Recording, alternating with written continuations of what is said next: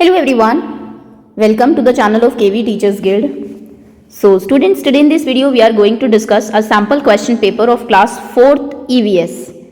ये new pattern पर based एक सैम्पल पेपर है आपका, जो कि रीजनल ऑफिस ने इशू किए हैं कि बच्चे थोड़े प्रैक्टिस कर ले ताकि उनको पता रहे कि इस बार पेपर किस तरीके से आने वाला है।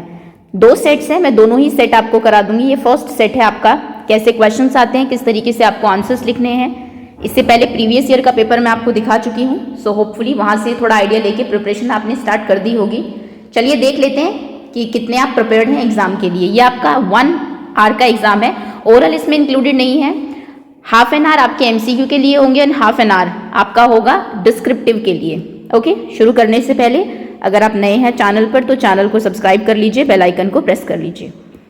ओके, सबसे पहला क्वेश्चन है आपका, observe the picture and tick the correct option. इस पिक्चर को ऑब्जर्व करिए, देखिए ये आपको फीट दिए हुए हैं, वेब्ड फीट है, किस उसके हैं ये भी आप जानते होंगे, और उसके बाद आपको आंसर देना है। दिस बर्ड हैज़, इसके जो बर्ड के जो फीट है वो कैसे हैं? क्लाइंबिंग फीट, क्लाइंब करने के लिए, पेड़ों पर चढ़ने के लिए, रनिंग के लिए है, स्विमिंग के लिए या फिर ग्रास्पिंग के लिए है। तो आप जानते हैं जो ये वेब्ड फीट होते हैं ये मिलते हैं जनरली डक्स में, और वो किस लिए बने होते हैं? उनकी स्विमिंग के लिए। तो ऑप्शन यहाँ पे आपका सी करेक्ट होगा। These feet are, ये जो feet है अगेन इन्हीं के ऊपर क्वेश्चन है। Like paddle to move efficiently in water, ये पैडल की तरह से आप मूव कर सकते हैं वाटर में efficiently।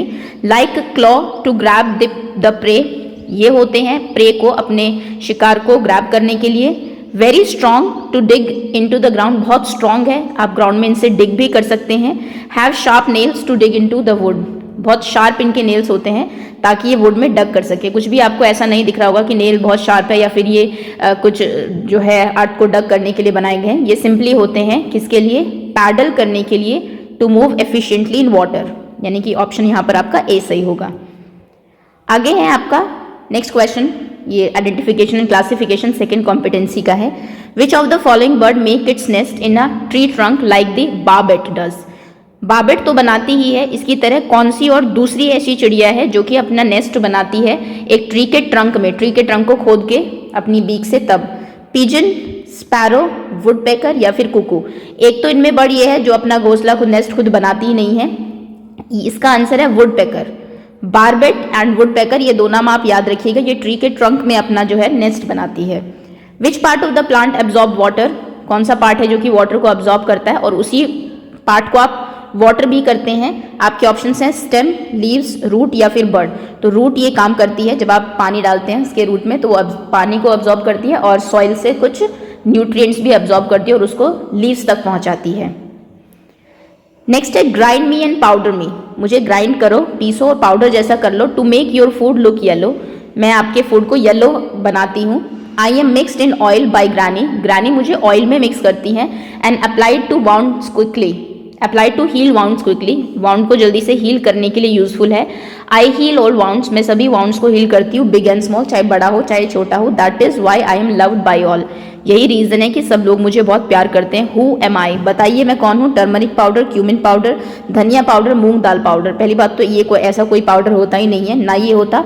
धनिया पाउडर होता है, आप पीस के जनरल रख लेते हैं, लेकिन येलो कलर का होता है आपका टर्मरिक पाउडर, हल्दी जिसे आप कहते हैं। ऑप्शन ए करेक्ट है। Next is in which of the following job people where uniform, इसमें से किस जॉब में लोग जो है वो यूनिफॉर्म पहनते हैं? आर्मी, एयरफोर्स, नेवी या फिर ऑल ऑफ दी अबव। जानते हैं आप डिफेंस की सभी जॉब्स में यूनिफॉर्म होती है, तो ऑप्शन आपका डी करेक्ट होगा। अब डिस्कवरी ऑफ फैक्ट में आते हैं, tick the correct option. What happen when a person drinks unclean water, क्या होता है अगर कोई पर्सन गंदा पानी पी लेता है? ही में सफ़र फ्रॉम डायरिया, उसको डायरिया हो सकता है। ही में सफ़र फ्रॉम वॉमिटिंग, उनको वॉमिटिंग हो सकती है, दोनों हो सकते हैं, या फिर नीदर ए नोर बी, कुछ नहीं हो सकता।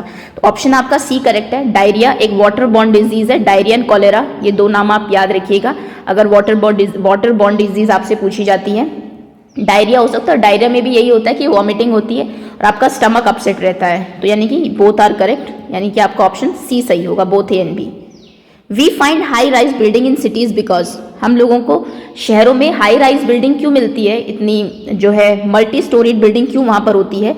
The population is more and land is scarce, क्योंकि पॉपुलेशन बहुत ज़्यादा है, जनसंख्या बहुत ज़्यादा है और ज़मीन कम है शहरों में। It make the city beautiful, इससे शहर सुंदर लगता है, इसलिए बड़ी बड़ी वो बनाते हैं buildings. Cheap construction material is available in cities, अच्छा जी, शहरों में क्योंकि सस्ता मटेरियल मिल जाता है, so high rise building can be constructed easily, इसलिए कंस्ट्रक्शन इजीली हो जाती है हाई राइज बिल्डिंग की। ऐसा बिल्कुल भी नहीं है, मटेरियल इनफैक्ट सिटीज़ में ज़्यादा महंगा होता है। It is easy and comfortable to live high rise building as compare to single storey building, उनमें रहना ज़्यादा जो है कंफर्टेबल होता है हाई राइज बिल्डिंग में। ये भी बिल्कुल आपका सही रीज़न नहीं है। रीज़न ये है कि पॉपुलेशन बहुत ज़्यादा है और लैंड बहुत कम है, तो एक के ऊपर एक घर बनाने होते हैं ताकि कम लैंड पर ही ज़्यादा लोग जो है वो रह सके। ऑप्शन यानी कि ए सही है आपका।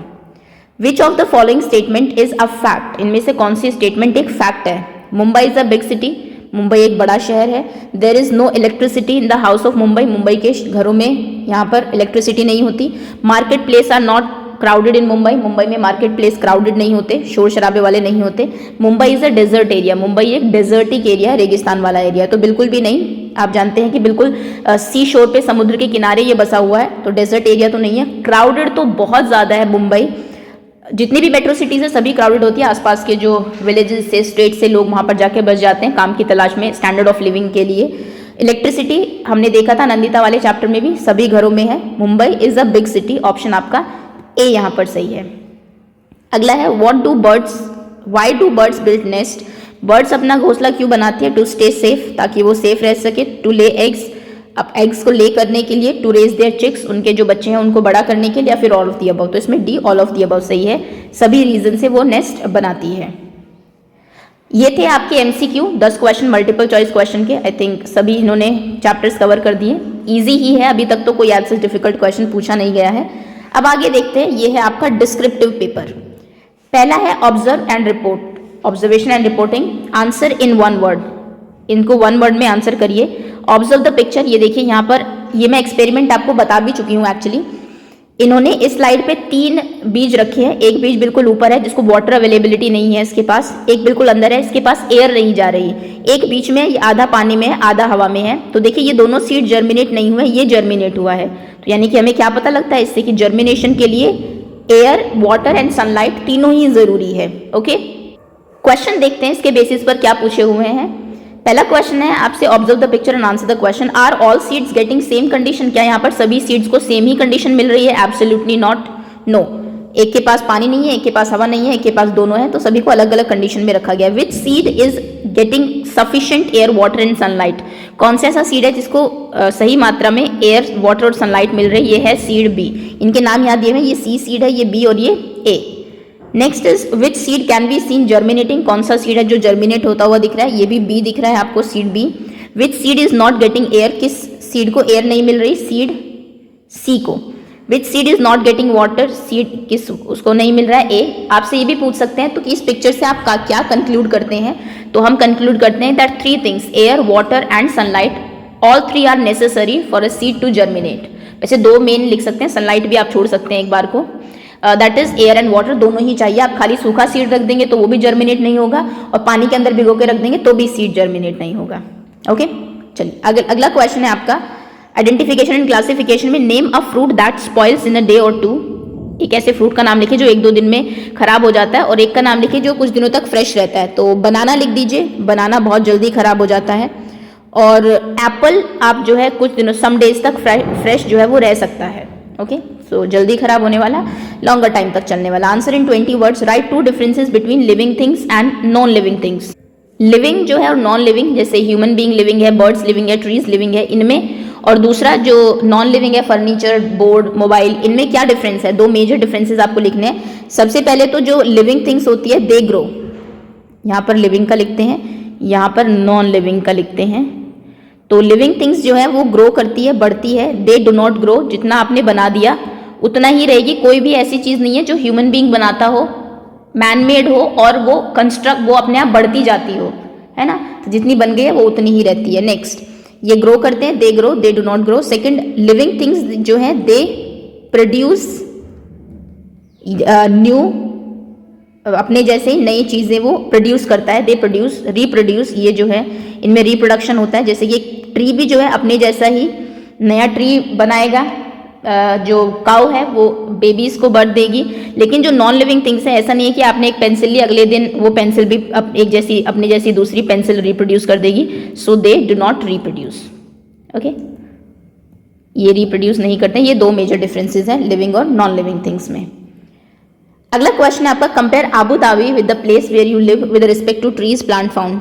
जो आबू धाबी है और जहाँ पर आप रहते हैं, उन दोनों जगहों में कंपैरिजन करिए। जहाँ पर आप रहते हैं वहाँ पर कैसे ट्रीज और प्लांट्स मिलते हैं और आबू धाबी में कैसे मिलते हैं। आबू धाबी में तो हमने देखा था, Abu Dhabi is a desertic area, desert area है। आप जहाँ रहते हैं आप वो बताइए कि कैसा एरिया है। अगर आप माउंटेन एरिया में रहते हैं वो लिख दीजिए कि जहाँ मैं रहता हूँ वो माउंटेनियस है, या फिर आप प्लेन में रहते हैं तो प्लेन एरिया लिख दीजिए। ओके, अगर आप भी डेजर्ट में रहते हैं तो फिर तो डिफरेंस नहीं होगा, फिर तो दोनों सेम ही हो जाएंगे।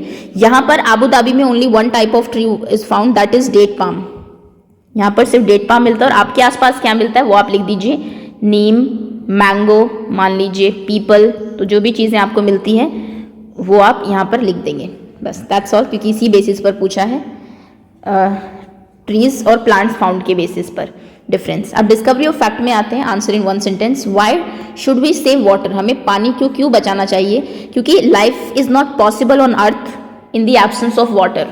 लाइफ जो है is impossible without water, life is impossible. दो इसमें मेन इंपॉर्टेंट पॉइंट लिख दीजिए, वैसे तो ये एक ही वर्ड का है, इम्पॉसिबल विदाउट वाटर। और सेकंड ये है कि water is a scarce resource, ये वर्ड याद कर लीजिए। स्केर्स मतलब होता है जिसकी कमी है आज के टाइम में। जैसे कि पानी आप जानते हैं उतना ही है, आप पानी बना नहीं सकते। ऑल्दो अर्थ पे जो है पानी की परसेंट काफ़ी ज़्यादा है, लेकिन 2/3 हिस्सा पानी का है, लेकिन सभी पोर्टेबल वाटर नहीं है, हमारे लिए यूजफुल नहीं है। कुछ सी में है, कुछ आपके ग्लेशियर्स में टैप है, उसको भी आप यूज़ नहीं कर सकते। तो जो है उसको हम लोग पल्यूट कर रहे हैं, जिसकी वजह से फ्यूचर में वाटर स्केर्सिटी की प्रॉब्लम और सीवियर हो सकती है, बढ़ सकती है। That is why we should save water. Next is why do we use spices in our food, हम लोग अपने फूड में स्पाइसेस क्यों यूज़ करते हैं, 20 उसमें लिखना है। तो बहुत सारे इसके फैक्टर्स मैं आपको बता चुकी हूँ। सबसे पहले तो it enhance the taste, taste को जो है वो बढ़ाता है। उसके बाद यानी कि खाने को आपको टेस्टी बनाता है। इसकी बहुत सारी जो मेडिकल रीजंस भी हैं। सो दी spices have medicinal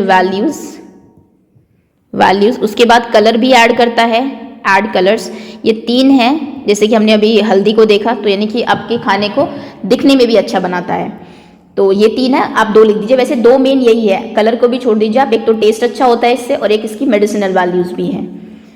Y do people go to far off places to work, लोग जो है वो फार ऑफ प्लेसेस में दूर दूर क्यों जाते हैं काम करने के लिए?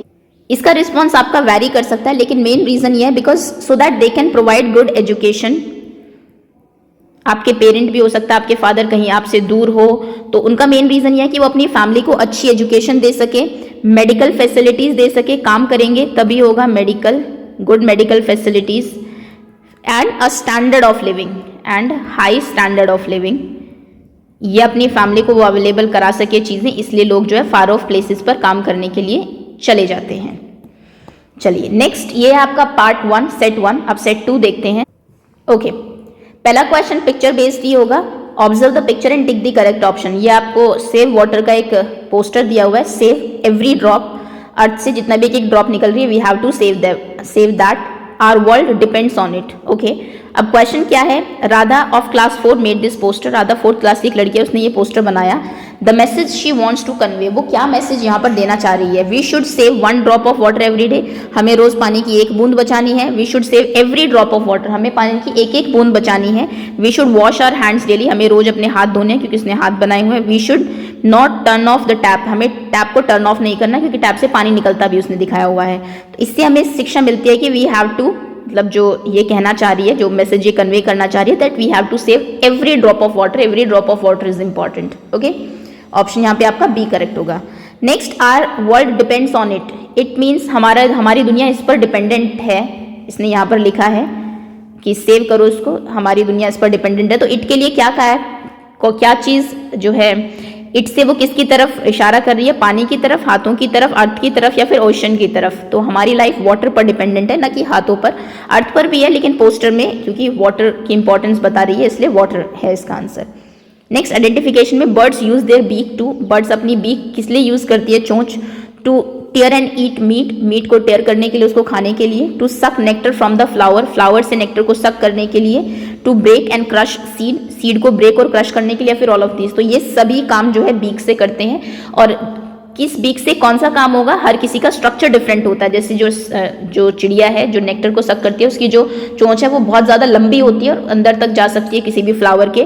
क्रश करने के लिए जो स्ट्रॉन्ग पीक होती है बहुत ज़्यादा, और टीयर करने के लिए मीट को जो चोंच है वो आगे थोड़ी सी मुड़ी हुई होती है, बहुत पेनी होती है। ओके, तो यानी कि यहाँ पर ऑप्शन डी करेक्ट है। बीक जो है इन सभी कामों के लिए यूज होती है।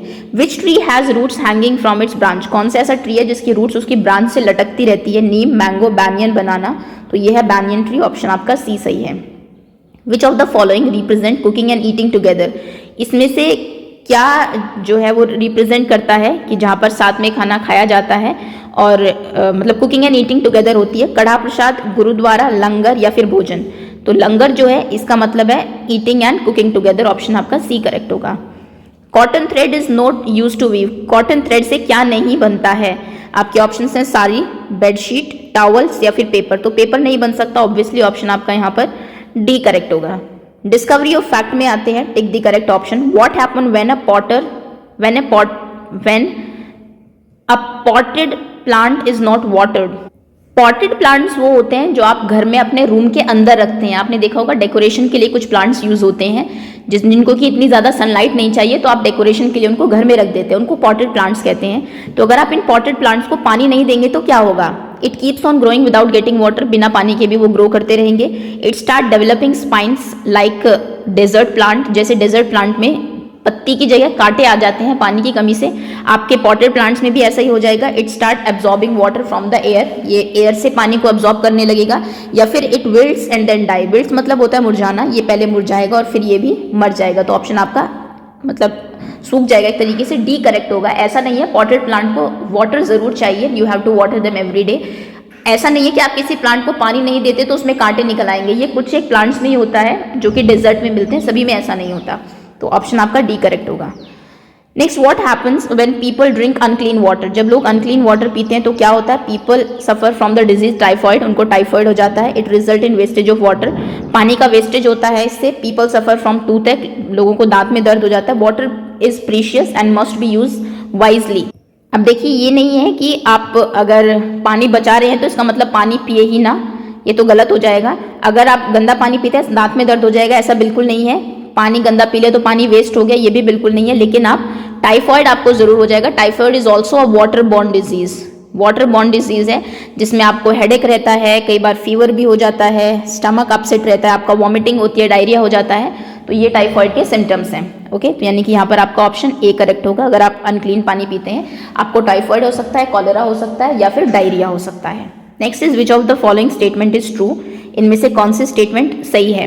Girls shall not help in household chores, girls को घर के कामों में मदद नहीं करनी चाहिए, ऐसा बिल्कुल नहीं है। सभी को घर के कामों में मदद करनी चाहिए, घर का काम किसी एक का नहीं है, गर्ल्स ना करे या बॉयज ना करे, ये कोई ऐसा सेपरेशन नहीं है, सभी को करना है। तो गर्ल्स नहीं करनी चाहिए गर्ल्स को, ये गलत स्टेटमेंट है। Boys shall not help in household chores बिल्कुल गलत है। It is wrong to have different rule for girls and boys, बिल्कुल सही है। गर्ल्स के लिए अलग रूल्स, बॉयज के लिए अलग रूल्स, ये गलत है। It is right to have different, no ये सही नहीं है। तो यानी कि ऑप्शन आपका सी सही है, सी स्टेटमेंट करेक्ट है।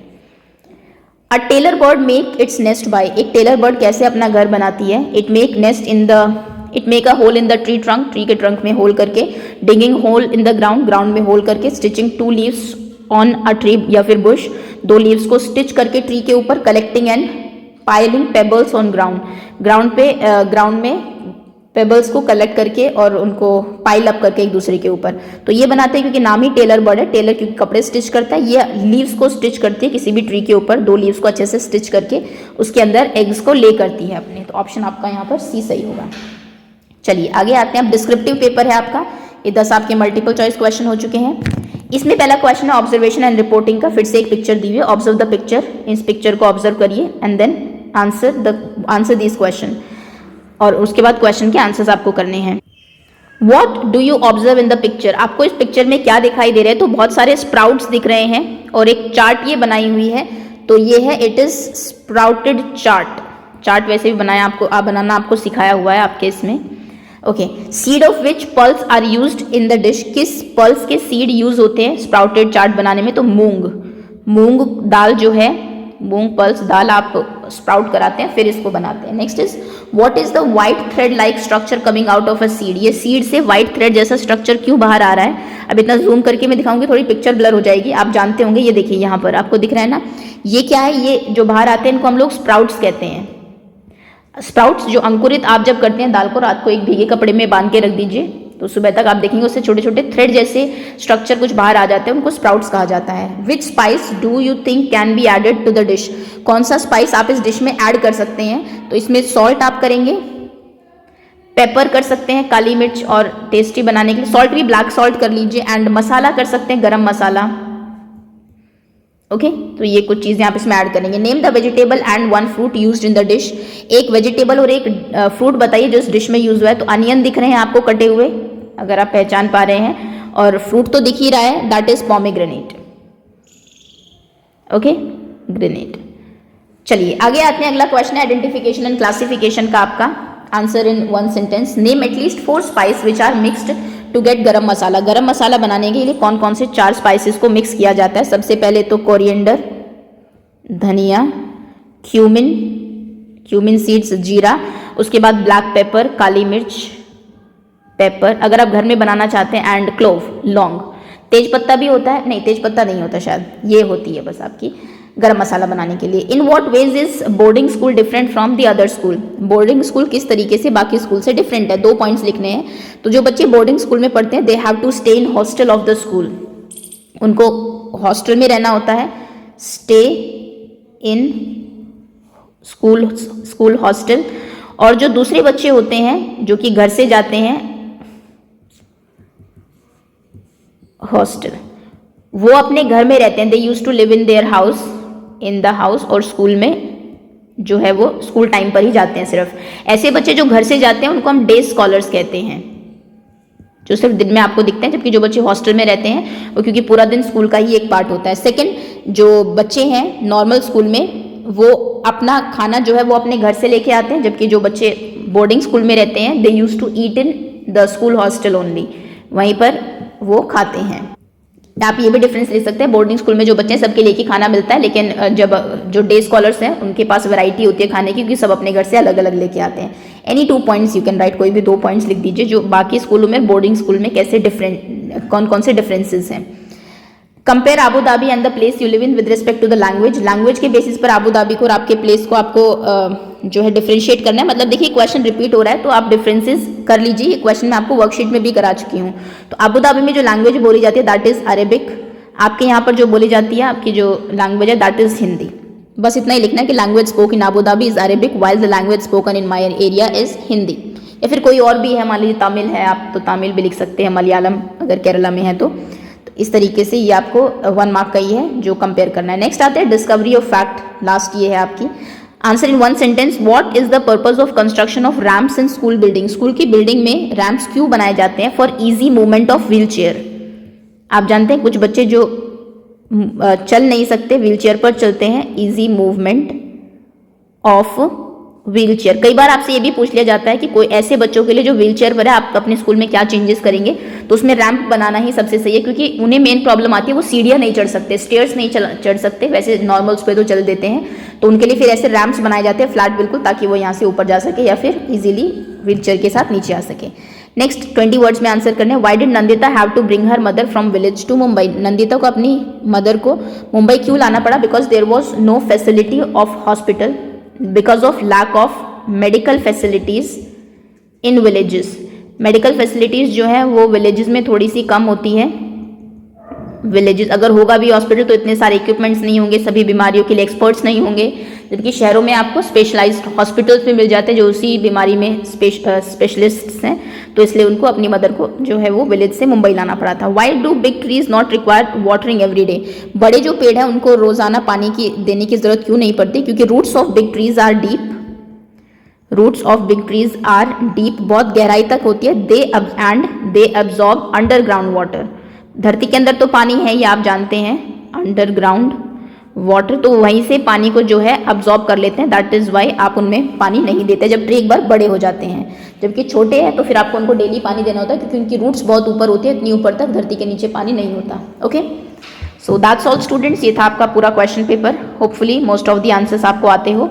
आंसर आप तभी कर पाएंगे जब क्वेश्चंस आपको क्लियर होंगे। देखिए एनसीईआरटी के डायरेक्ट क्वेश्चन एक भी नहीं पूछा हुआ है इस बार। ये मेन चीज़ है कि आपको जो एनसीईआरटी के लास्ट के क्वेश्चंस थे, बीच में जो क्वेश्चंस हैं वो एग्जाम में नहीं आएंगे, तो आपको चैप्टर को ही बहुत अच्छे से समझना पड़ेगा। इसके लिए वर्कशीट की वीडियो आप देख लो।